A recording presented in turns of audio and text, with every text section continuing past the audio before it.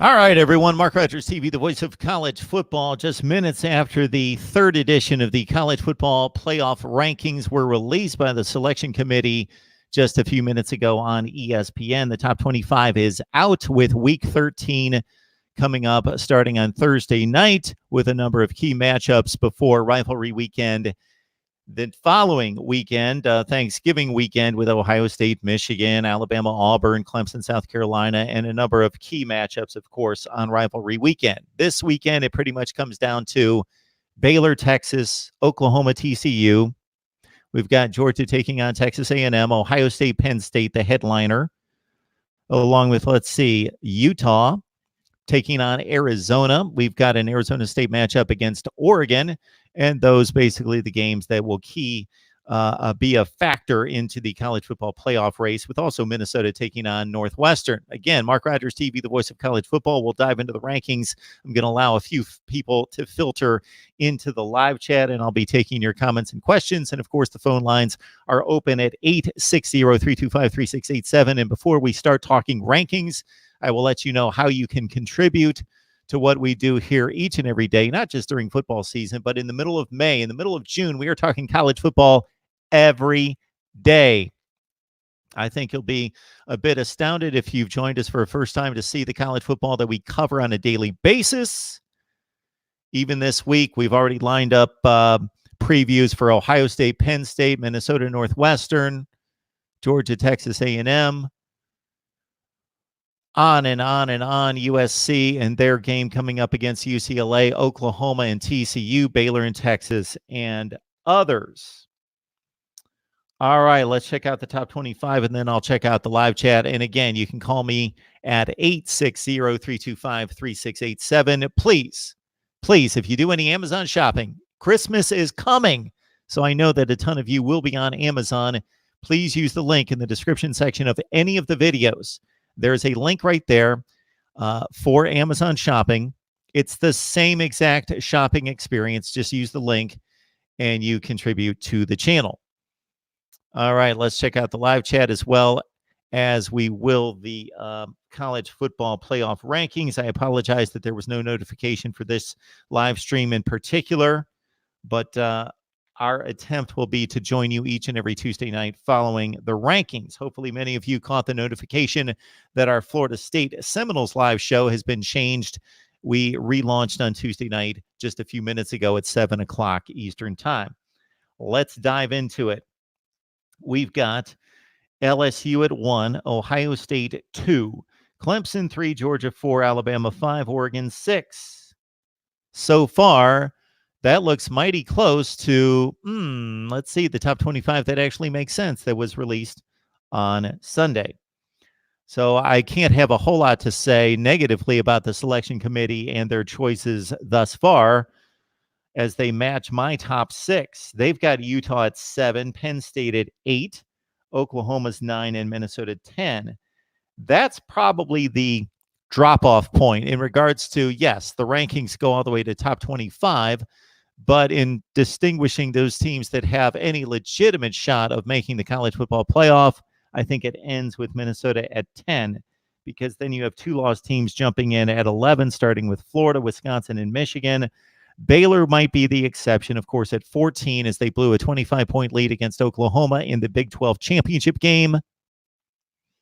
But they have the opportunity to defeat Texas and then to win their regular season finale before a rematch with Oklahoma in the Big 12 championship game. Baylor can still finish at 12-1 as Big 12 champion, and also, a la Oklahoma in 2018, avenge its loss. Down the line in the top 25, we've got Auburn at 15, Notre Dame at 16. We've got Iowa at 17, coming off the big win against Minnesota. Memphis at 18, Cincinnati 19, Boise State's at 20. The final 5 in the top 25 include Oklahoma State, Iowa State, USC, Appalachian State, and SMU. It looks very similar to my top 25. That actually makes sense. That looks something like this. LSU 1, I've got Ohio State 2, Clemson 3, Georgia 4, Alabama 5, Oregon 6. The same top 6 as the selection committee. Then I've got Florida at 7. Yes, I do. Oklahoma at 8, Utah 9, Minnesota 10, Penn State 11. I'm honoring the head-to-head. I'm going with Baylor at 12, Wisconsin 13, Michigan 14, and Notre Dame at 15. I also have Auburn at 16, Iowa 17, Memphis at 18, Cincinnati 19, and Texas A&M with 3 losses to 3 of the best teams in the country at number 20. I've got Oklahoma State, like the selection committee, at 21, Boise State at 22, SMU at 23, Indiana 24, and I also have Appalachian State at number 25. So I don't have huge issues with the selection committee process right now. There will be much to say, obviously, following the conference championships games on December 7th, I believe it is. Georgia has leaped Alabama on the strength of the Auburn win at home by a touchdown, while Alabama killed Mississippi State 38-7. And of course, Tua got hurt, and we can only speculate right now, not having watched the show, to hear from the committee to whether they're going to be factoring the Tua Tagovailoa injury going forward. All right, I'm going to attempt to run through the live chat and take your comments and questions. You can always call me at 860-325-3687.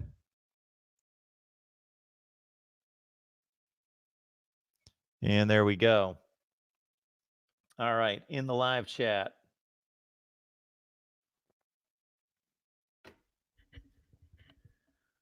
We've got Nate. Good to see you, sir.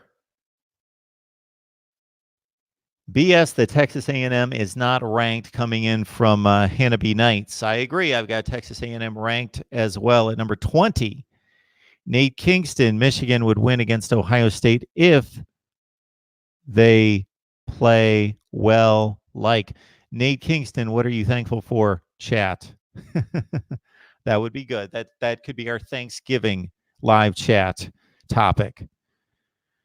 Cal, highly underrated team. Their defense is really good. Talking from Daniel Paoli. Cheryl, good to see you as always, Cheryl. It's all BS. Michigan will not beat Ohio State. Sorry, can't say Michigan. The team up north will not beat OSU.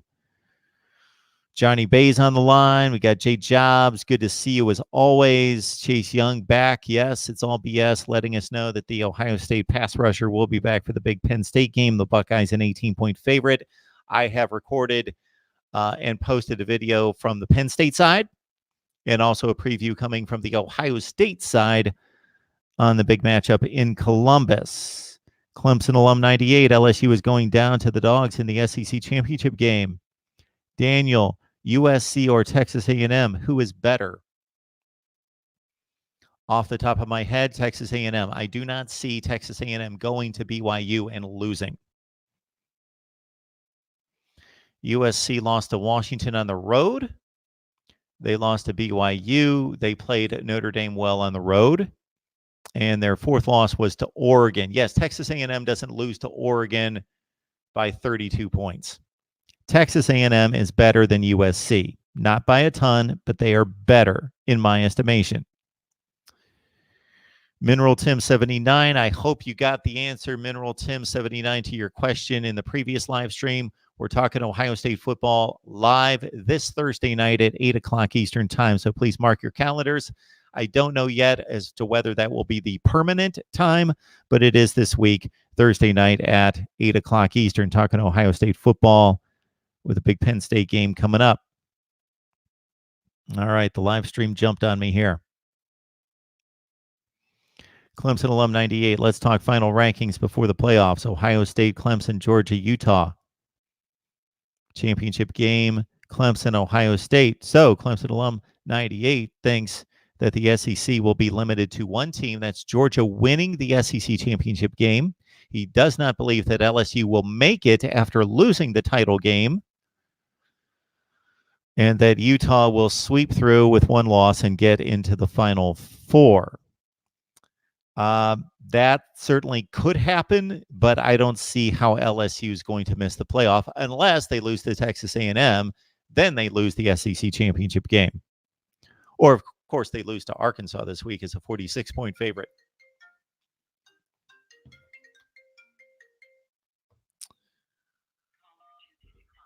All right, folks, it's Mark Rogers TV, the voice of college football. Who's on the line? Hey, Mark, it's McD Sports Sport. How are you doing? I'm doing great. How are you, sir?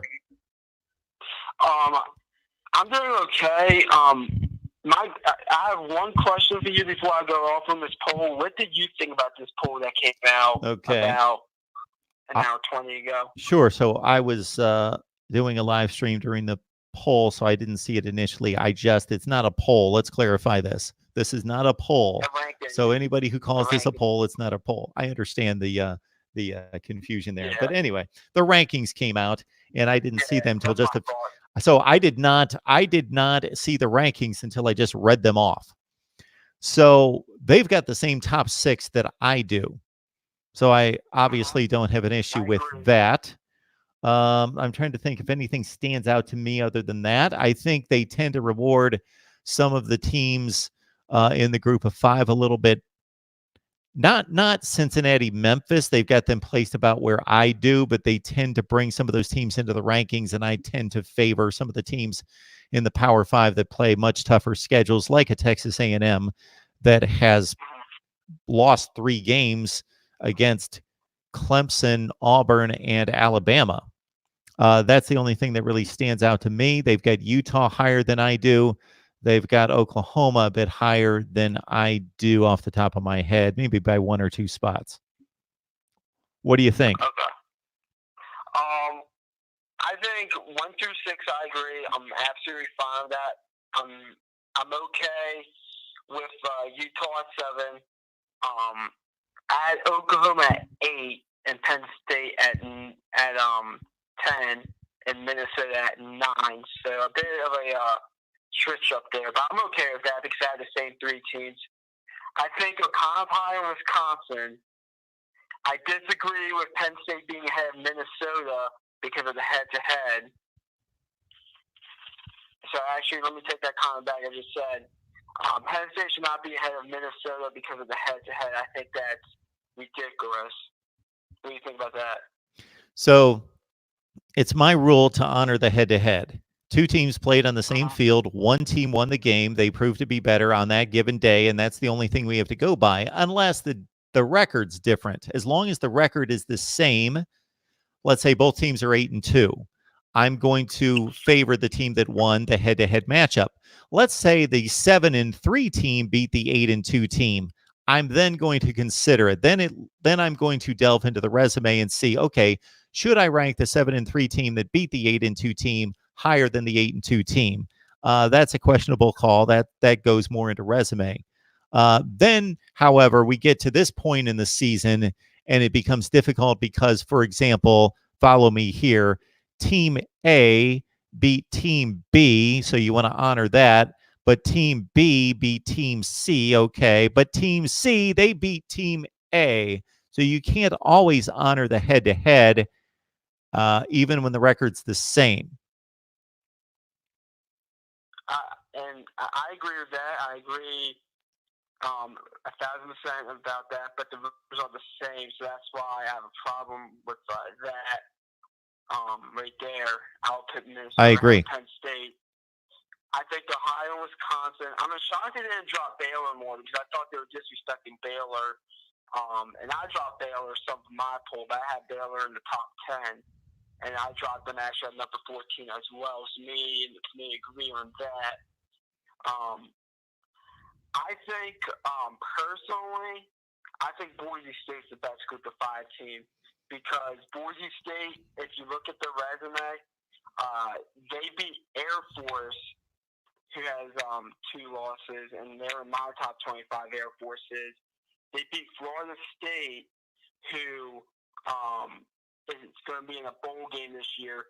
Ole Miss is not going to be in a bowl game this year if you're Memphis. And Cincinnati, they beat UCLA. We'll see what happens there. They got shut out by Ohio State, and they had a few close calls against, I think, subpar 500 teams, or maybe even a team in East Carolina that may already be out full contention. So I disagree with Memphis and Cincinnati ahead of Boise State. What do you think about that? You disagree with Memphis ahead of Boise State. Well, certainly when I came out with my own rankings, I could have answered that a little bit better. I don't have the schedules in front of me, but I go through everybody's schedules and I rank the wins and the losses, and I determine my top 25. So off the top of my head, I believe I've got Memphis at 18, and I've got Boise State at 20. So I'm kind of questioning Boise State's wins, and there was a stretch of time in which Boise State really, beyond the wins and the losses, I then go to performance.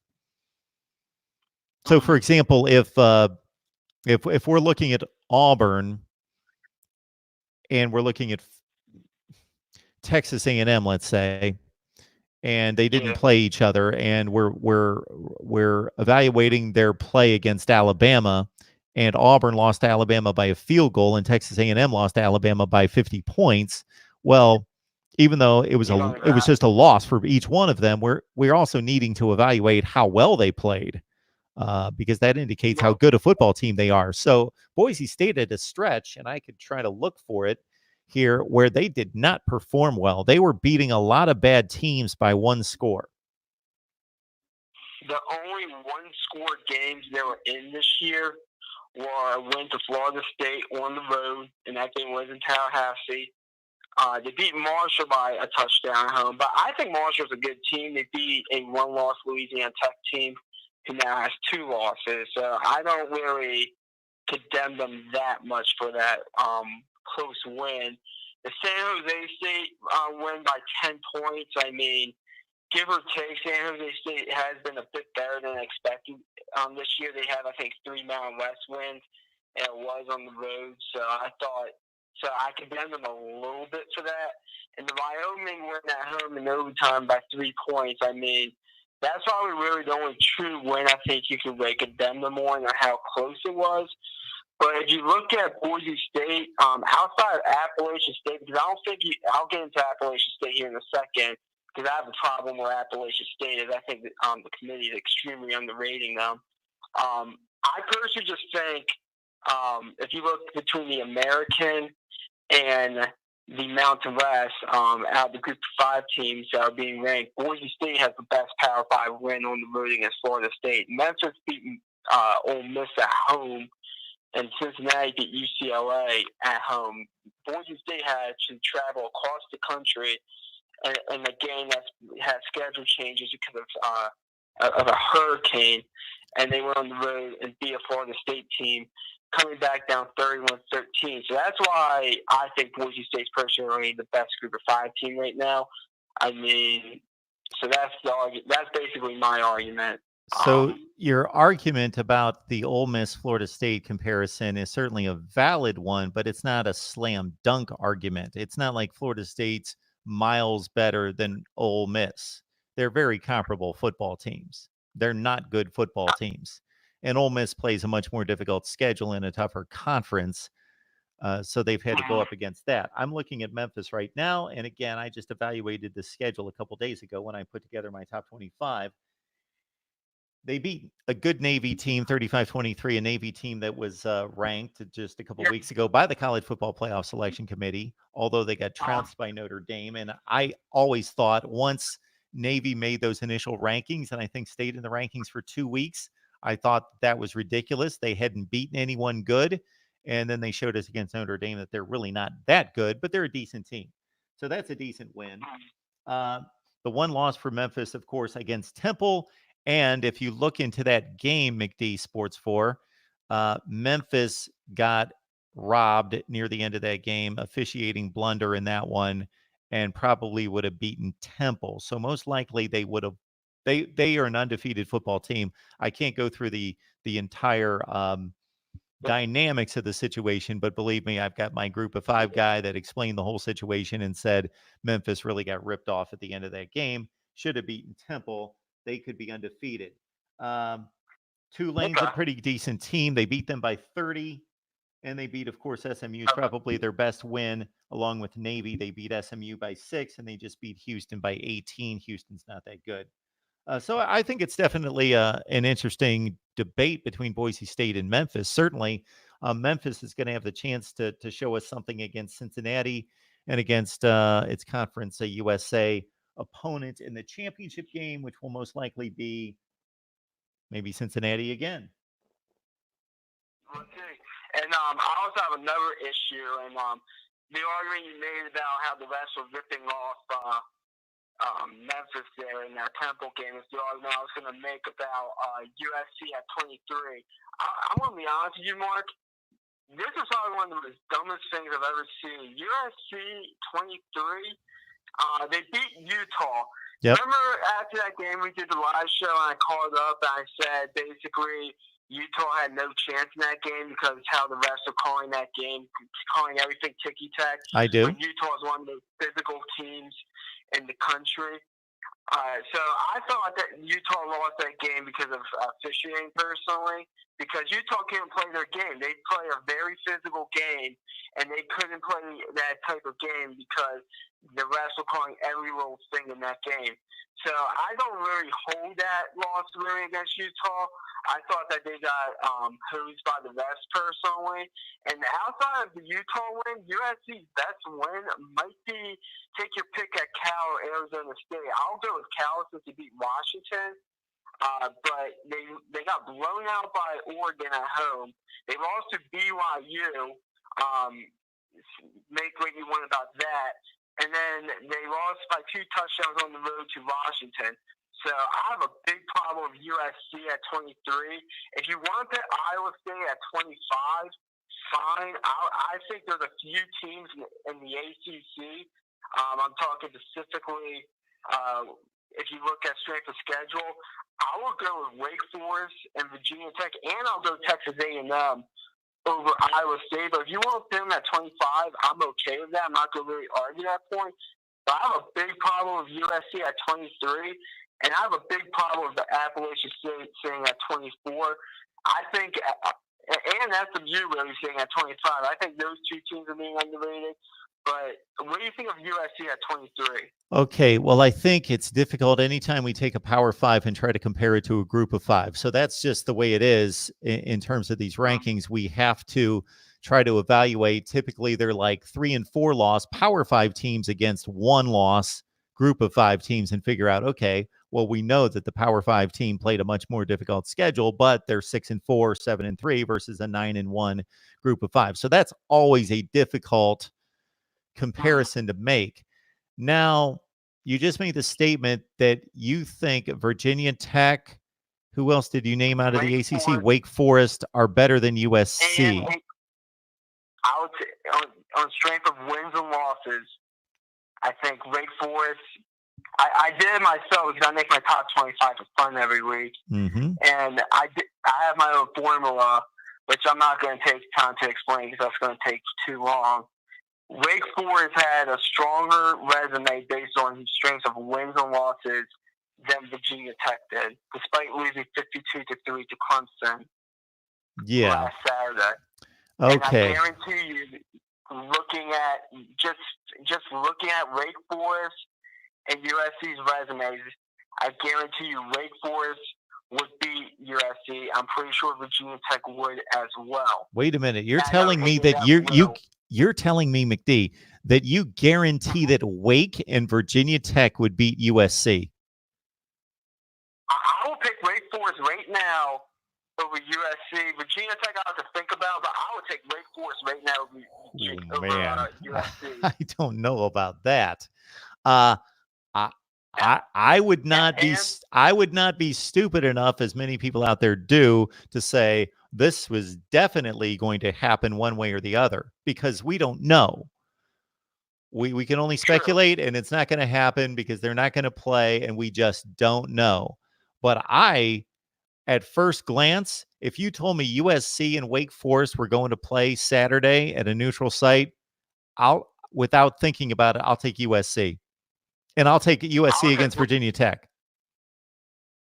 I'll consider maybe taking USC against Virginia Tech, but I would take Wake Forest against USC. I'll take Pitt against USC. I'm not even bringing them up. And I'll take Louisville against USC in the ACC as well. And, of course, I'll take A&M, Texas A&M out of the SEC against USC. Okay, if I were to rank those teams without giving it a whole lot of thought right this second, I'd say Texas A&M 1, USC 2, Wake 3, Pitt 4, Virginia Tech 5. Well, Virginia Tech and Pitt are going to cancel each other out this weekend since they played each other. Sure. So we'll see. Okay, Wake Forest. We're talking about 2 7-4 teams in Wake and USC, correct? 7-3 Wake Forest, 7-4 USC. So Wake just got annihilated by Clemson. Okay, 52-3. I find it difficult to imagine USC losing to Clemson 52-3, but we don't know. We don't know. Man, there is no way that the roster talent on Wake Forest compares to USC. I understand that, but you want to know the difference between Wake Forest and USC? I would love to know it. The coaching. I still don't think Clay Helton knows what he's doing. Yeah, but they're still good enough to go out there and beat Utah and Arizona State and compete with Notre Dame down to a 1-score game in the final minute in South Bend. I don't see Wake Forest. I don't see Wake Forest competing with those kind of teams. I just don't see it. Well, who is Wake Forest? Not just beaten. Who have they competed against? They went ahead. I have to look up the resume. They gave up 62 points to Louisville. I don't think Louisville's a bad team, though. 62 points? 62. Who is USC going to give up 62 points to? Certainly not Louisville. Clemson. Yeah, maybe Clemson. But, well, if USC gave up 62 to Clemson, then they're going to put up 35. They're not. I don't think so. They're not losing. Well, they're just not going to play a 62-35 game against Clemson. If Clemson and USC stepped on the field this Saturday at a neutral site, I'm going Clemson like 45-17. I'm going Clemson probably like 56-14, something like that. I'm telling you, Mark, USC's not a good team. They have one. They showed up against a rival against Notre Dame on the road. Give them credit on that. And against Utah. And they showed up against Utah at home on Friday night and got bailed out by the refs because they were calling every little thing. They played a 4-quarter game against Washington. They beat Arizona State. Well, I can't remember that Washington game. I think it was 21-14 in the fourth quarter. Okay, yeah, I'll give you that. I just don't see where, and I like Wake Forest, and I think Dave Clawson's one of the best coaches in the country. But I was hoping that they would be able to compete against Clemson. But my goodness.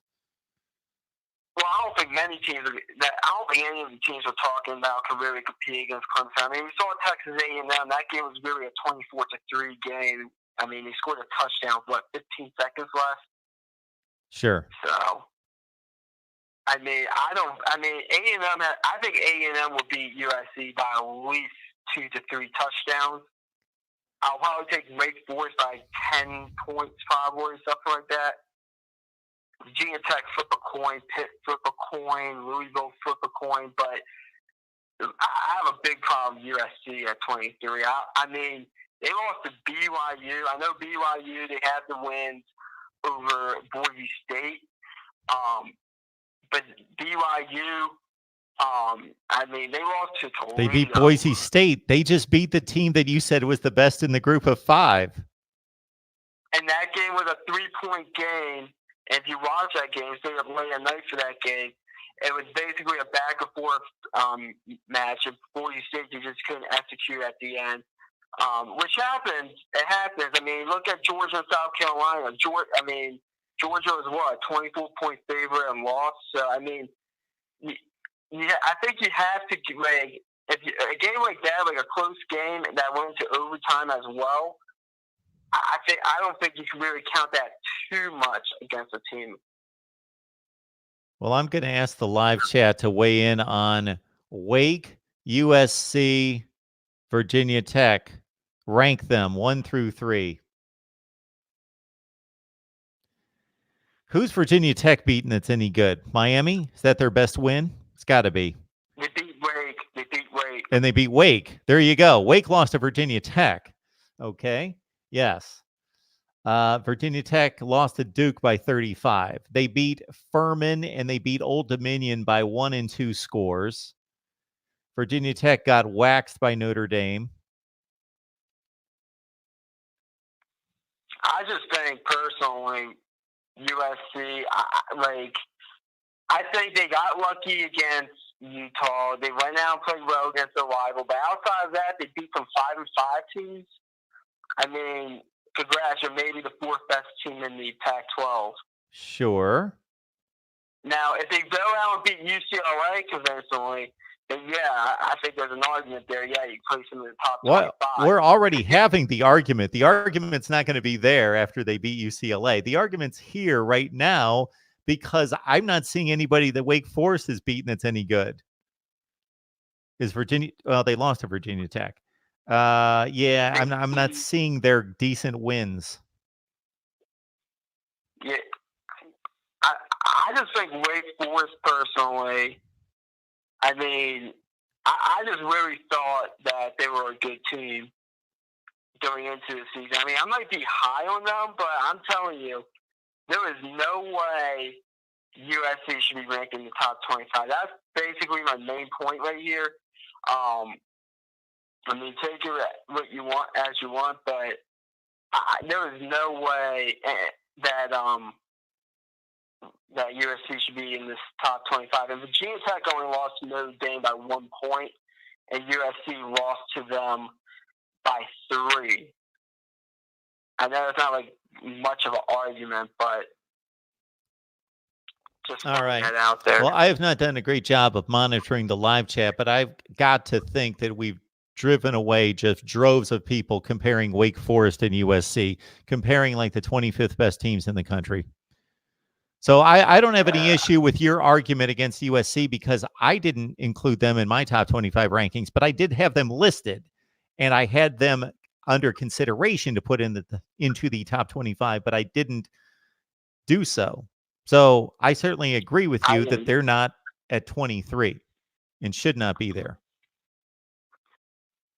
Well, we'll see what happens this Saturday. I think USC should be out of the rankings if they lose to UCLA personally. Well, sure. They should. Because, I mean, I really don't think they should be in there. I think they're only in there to make the Pac-12 teams, Oregon, to really just make Oregon look good. And maybe Utah, if Utah goes undefeated and then beats Oregon in the Pac-12 championship, especially if you beat UCLA this weekend. But I mean, I don't know. I think this committee has been. I don't think they really have a criteria, honestly. So, and that's something that I'm not. I've already been on the phone for 23 minutes. I'm not going to dive into that. But that's all I have. I got one quick question. You think Maryland's going to beat Nebraska this weekend? No. I think we are. Go Terps. Have a nice night, Mark. See you, McD. McD has picked Maryland to win every game for the last 3 months, so he's going to be right at some point. Always enjoy the conversation with McD, and then the Maryland shot at the end because Maryland was going to beat Michigan, and they were going to beat all sorts of teams, Minnesota and Purdue and so forth, whoever else they lost to. So it's rather amusing. But yeah, I credit anybody who's a long-suffering fan of any team in any sport and stays with them. We've got too many bandwagon fans all over the place that bail on their teams when they're down. So McD sticking with the Terps.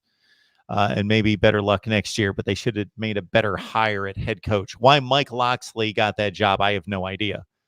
I don't see anything on his resume that speaks to, oh, we want to hire this guy to compete in the Big Ten.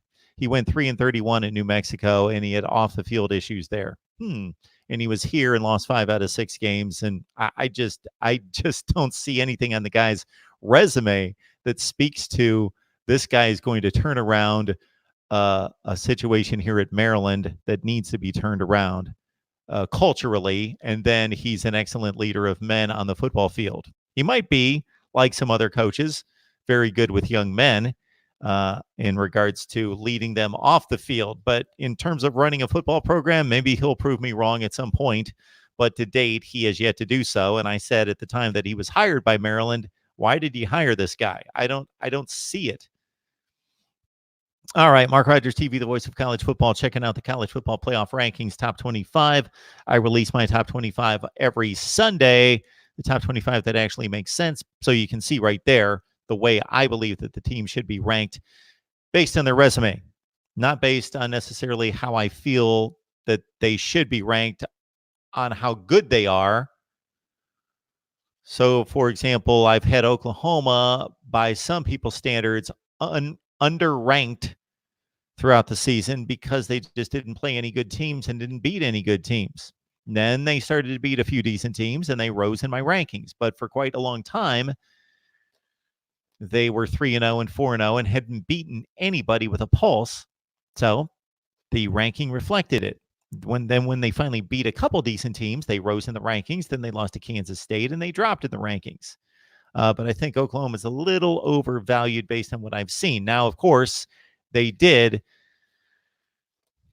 kick in with a huge 25-point comeback to beat Baylor on the road, and that was impressive. But anytime you have a comeback from 25 down to win the game, that means you played like garbage for a half. So it wasn't that impressive. They beat Baylor. Good win, very good win against a Baylor team that's not necessarily a 9-1, if you know what I mean, 9-1 football team. They narrowly escaped against very marginal teams. Baylor should be ranked high. I believe I have them at number 11. So I even value their wins more so than the College Football Playoff Selection Committee. But if you're just asking me, is Baylor the 11th best team in the country? No. There are teams behind them. I'll line up Wisconsin, Michigan, Notre Dame against Baylor, and I believe that they would generally win those games. Those other teams would beat Baylor. See what else is here in the live chat. I don't have a ton of time.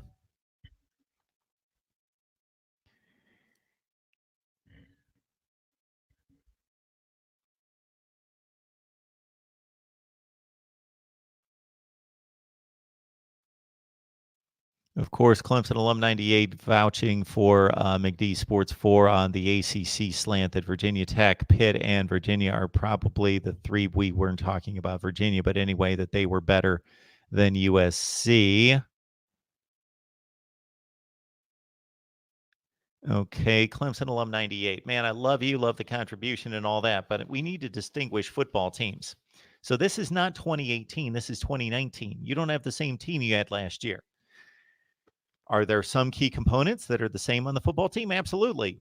So there is some relevance to saying, oh, well, we played that team last year and we beat them by 28 points and they brought back roughly 3/4 of their team and we did as well. And therefore there's some correlation there, but it's not a complete correlation. Otherwise, why do we play the games? People that constantly go back to last year and say, well, this happened last year, therefore it would happen this year, and say, well, we're better than that team because we beat them last year. Well, that obviously doesn't coincide with what happens year to year in any sport. If that were the case, why would we even play this season? We just take last season's results and say, well, the same thing is going to happen this year. But Minnesota lost 6 games last year. Right now, they've got 1 loss. And we can go on and on and on how teams change and evolve, especially from season to season, and even to a certain extent within a season. So the whole thought process that we beat them last year, therefore we're going to correlate it to this year, only holds so much weight, especially when you're talking about one game. Now, the week of the Ohio State-Rutgers game, I think we can make a pretty good judgment that Ohio State's better than Rutgers based on the previous season. Oh, well, they beat them 50-0 every year, so they're going to beat them 50-0 again. Yeah, that pretty much holds true. But who's better, Alabama or Clemson right now? None of us know. So don't say that you know. You have an opinion. I have an opinion, but you don't know.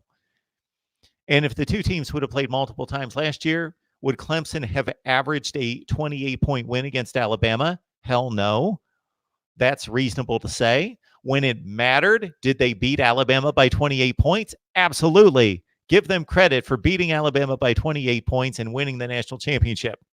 I think we can look at the results of the two teams throughout the season, and it's pretty easy to determine that if Clemson wasn't beating teams in the ACC by an average of 28 points per game, that they wouldn't beat Alabama by an average of 28 points per game if they played them over and over and over and over.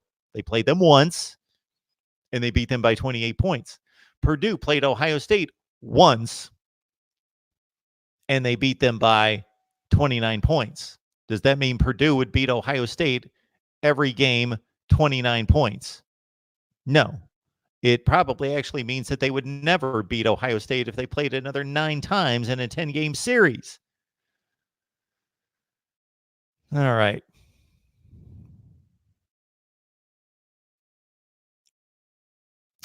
Yeah. Good call, Stewart. M. Stewart, on the Virginia Tech game. I was thinking back to last year's game at Blacksburg. Yeah, Virginia Tech played really well in South Bend against Notre Dame. And Virginia Tech, I got to say that I can't wait to see them play some decent teams. I want to see them play Virginia.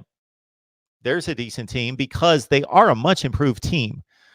So let's credit Justin Fuente. I thought that was a good hire. He took them to an ACC championship game initially. The next season, he went 10-4. And then last year and early this season, it looked awful. Losing 7 games, mostly in blowout fashion last year, and then losing to bad teams and barely beating bad teams this year. And they've turned it around. So I got to credit Justin Fuente and what's happening at Virginia Tech. They are still somewhat under the radar, but they may emerge if they beat Virginia as the Coastal Division champion. MarkRogersTV, the voice of college football. Who's on the line? Hey, Mark, it's Michael. How you doing tonight, sir? I'm doing just fine, Michael. How are you? Not too bad for a Tuesday. I got a quick question for you. With Minnesota dropping a couple of spots to 10 and the new CF people, if they win out and stuff like that and they do shock and roll to beat Minnesota, do you think that might be enough to knock it? Get them into the top 4, or are they going to need a lot more help? They better not need any help. So if Minnesota wins the Big Ten, and having done so, they would have beaten Penn State, they would have beaten Wisconsin, and they would have beaten Ohio State most likely in the Big Ten championship game down the stretch at 13-1, 12-1. I'm sorry. If that's not good enough to get to the college football playoff, then you're going to see me turning over tables and ranting and raving all week. Mm-hmm. I was just wondering, because where they at right now, would it be, I didn't know if they would need some help and stuff from other conferences to leapfrog it up to get into the top 4. So your question makes a whole lot of sense, because obviously they're down below Oregon and Utah. So understand that Oregon and Utah, one of them is going to knock out the other. So there's a spot. Mm-hmm. And also understand that this SEC situation is going to work itself out to a certain extent. So there are not going to be 3 SEC teams make it. So if Minnesota continues to win, they're going to be notching wins. Granted, they need to do it on the field, but under your scenario, they're going to be notching wins against number 13 and number 2. So their resume is going to explode. Yeah. And another thing, too, yes, I know Wisconsin's a heavy favorite against Purdue this week and stuff like that, but they can either contain Jonathan Taylor, which nobody's been able to have except for Illinois this year, or stop Alex from in the passing game like that. Would it be a safe bet to maybe take the 24, or do you think Purdue won't even have much success? But King Prano, considering some of the games have been close the last couple of years up there. Okay, run that by me again. Purdue, the Purdue game this week? Yeah. And what's the point spread? 24.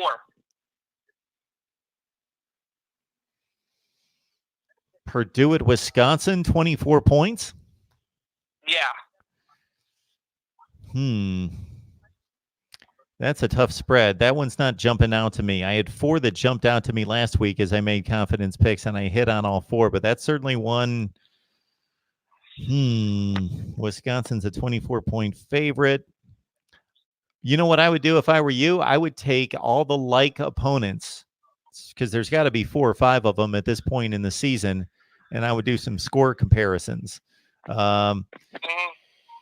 Take Iowa, for example, take Nebraska, and go on down the line and see if Wisconsin's been that much more dominant than Purdue. But if you're going to point a gun to my head right this second, I take the 24 points.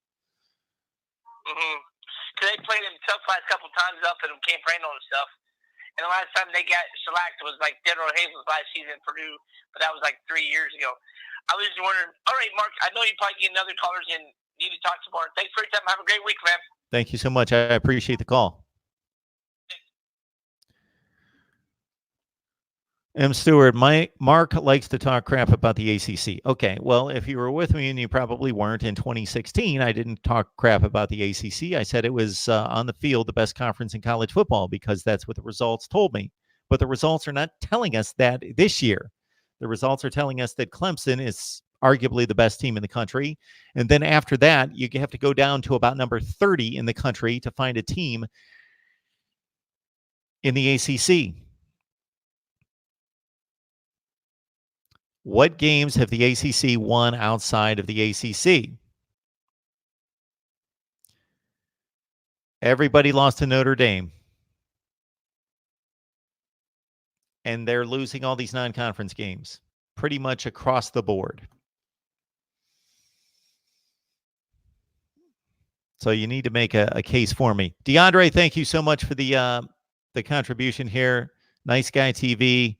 What is good? When I get a chance, I'll check out your Clemson wide receiver history video, which obviously has been mighty impressive, talking about Clemson wide receiver history, at least recent history.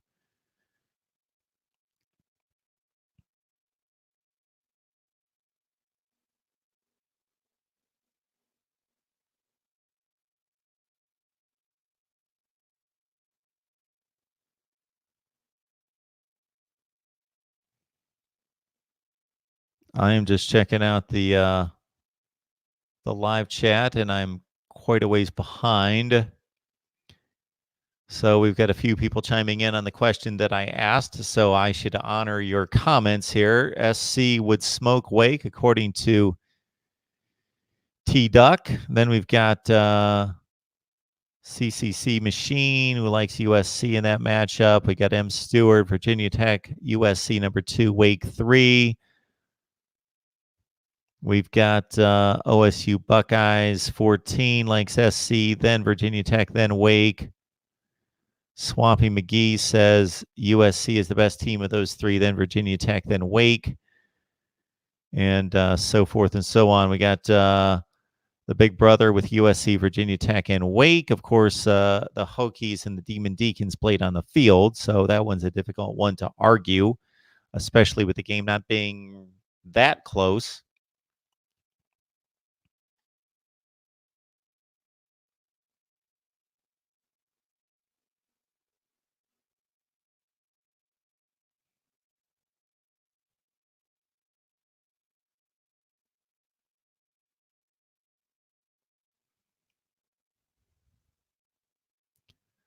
Clemson alum 98. The ACC is not a good conference. It just isn't. Not a good conference. You've got a great football program in one spot, in one location, with a great team that won the national championship last year. Florida State and Miami are the 2 programs with the resources and the recruiting footprint to get back into it. But I don't see that happening anytime real soon. Then you've got a bunch of programs that, at their best, Virginia Tech would lead the rest of the pack in being able to show us over the last 25 years that they can be, in very quick spurts, a near elite program, but most of the time more like a top 25 program. And they have not been that program for almost 10 years. Then you've got Louisville, Wake, NC State, Virginia just now under Bronco Mendenhall, who I have a ton of respect for. Pitt, all these teams are between 30th and 50th in the country. You don't have that in the other conferences. You've got a group of teams in the SEC, in the Big 12, and especially the SEC in the Big 10, and to a lesser extent the Pac-12, that are near top 10 caliber teams. You have Ohio State, Michigan, Wisconsin, Iowa, Penn State. You have Alabama, LSU, Georgia, Florida, Auburn. You have at least Oklahoma, Baylor, and then you've got some teams in Oklahoma State, Texas, Iowa State who are fringe top 25 teams. And then you have in the Pac-12, Oregon and Utah. You don't just have Clemson and drop off the cliff. You've got Oregon and Utah. And then you've got some decent teams like USC, a fringe top 25 team, and like Arizona State, and like Washington, fringe top 25 teams. The ACC's not good. It's not a good conference right now. In 2016, it was much better because Florida State was much better and Louisville was much better. The team that was number 2 in the conference last year, Syracuse, is awful. And yes, you guys made your point. I'm trying to keep like 1,000 football scores in my head at the same time. So yes, I made the mistake of thinking back to the Virginia Tech game against Notre Dame last year. This year, Notre Dame had a chance to really put the Hokies in their place late in the first half. Yes, I watched the game. I remember the game. And there was a fumble at the goal line. Virginia Tech took it like 98 yards for a touchdown and tied the game at 14. Or else that's a 21-7 game at halftime. Credit Virginia Tech for being given a gift and not dropping it and running 100 yards for a touchdown. Otherwise, they're down by 2 scores at halftime. As it stood, it was 14-all at half. They stayed in the game. They only lost by 1. But they lost.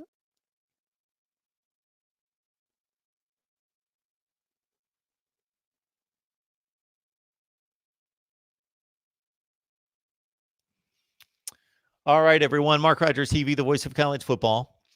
You can contribute here by liking the videos, sharing the videos out on social media. Please comment as you have here in the live chat. And if there's anything that you've left in the live chat that you want me to respond to, please copy and paste it into the comment section of any of the videos. The 2 videos that I would like to respond to each and every week would be my top 25 that actually makes sense, because I appreciate your response and your feedback. And then I like to react to your comments. So I try to get to that each and every week. It is sometimes difficult when you understand my work schedule and what I'm doing here. Because, for example, today I did a record with a Penn State guy, with an Ohio State guy, with an Oklahoma guy, with a Texas guy, with a group of 5 guy. I did a Florida State live stream for an hour, and I'm not even counting 3 other things I did.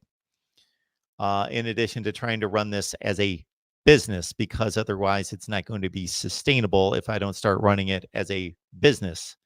So therefore, shop at Amazon. Use the link in the description section of any of the videos, and certainly contribute through the super chat as well. I'm going to shoot a video because I have people asking me all the time how they can contribute. So I will be posting a video letting you know step by step how you can contribute in whatever way, shape, or form that you choose.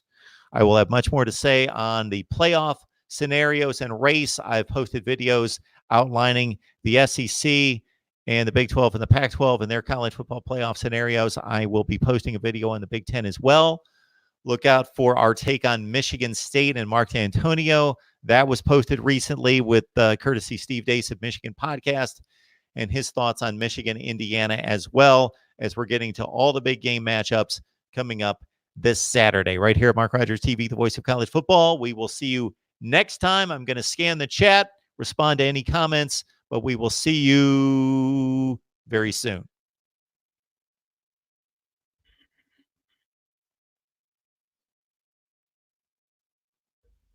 Yes, Notre Dame belongs in the Big Ten. I have outlined that many times in many videos, step by step, of why it makes total sense.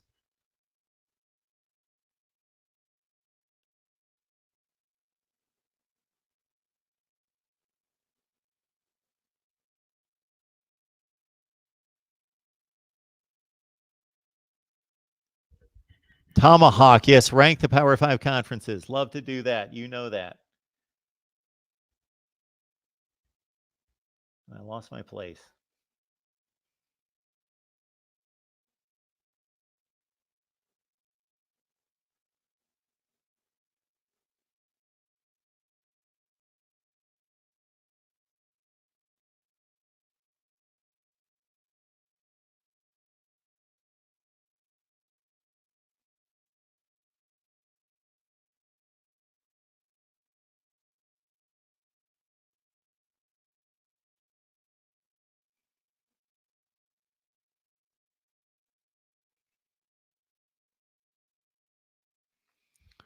Sorry, Nate Kingston.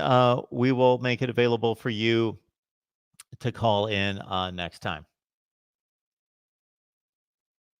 And we'll be back with Ohio State Football Talk Thursday at 8 o'clock Eastern Time. Miami, noon on Friday, Eastern Time, noon on Friday for Miami. And we'll just have a ton of videos posting throughout the day. So keep it locked in, especially early morning, around noontime, around 5 p.m., and sometimes around 8 o'clock Eastern Time is when I typically post videos. Thanks, Nate, for the encouragement there, for everyone to like the videos.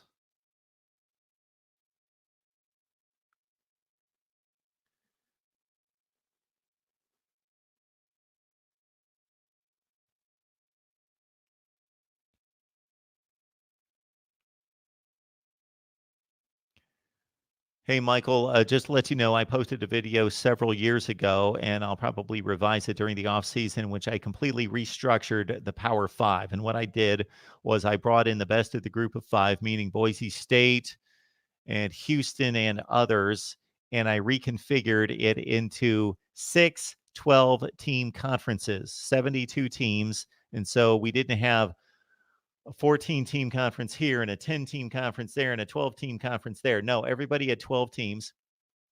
And I'm not going to go through it right now, but it made total sense. Geographically, it made perfect sense. So I'll have to revise that at some point. See y'all later. Again, we're previewing all the big matchups. And so stay tuned for that. I appreciate the contribution. I appreciate the support, everyone. We'll see you next time.